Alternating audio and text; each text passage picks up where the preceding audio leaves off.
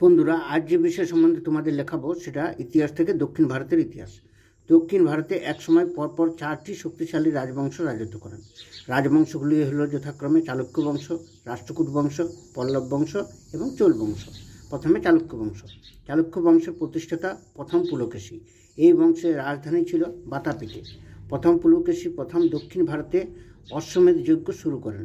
এই বংশের শ্রেষ্ঠ রাজা ছিলেন দ্বিতীয় পুলকেশী, যার উপাধি ছিল পরমেশ্বর ও দক্ষিণা পথনাথ।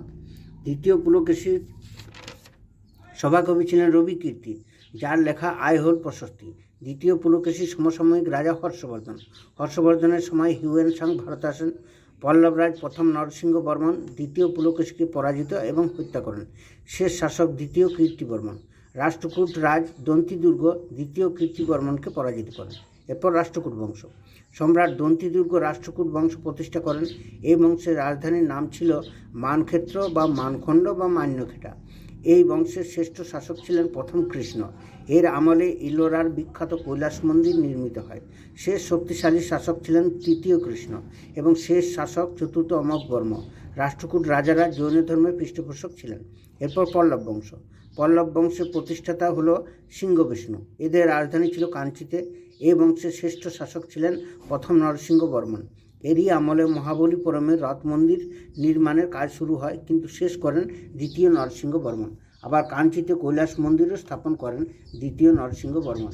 এই বংশের শেষ শাসক অপরাজিত বর্মন। এরপর চোল বংশ।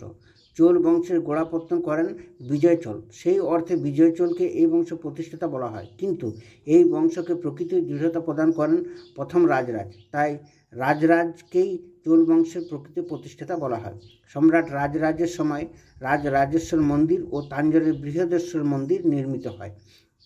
এই বংশের শ্রেষ্ঠ সম্রাট প্রথম রাজেন্দ্র চোল। এর উপাধি ছিল গঙ্গাইকুণ্ড। এদের রাজধানী ছিল তাঞ্জোরে।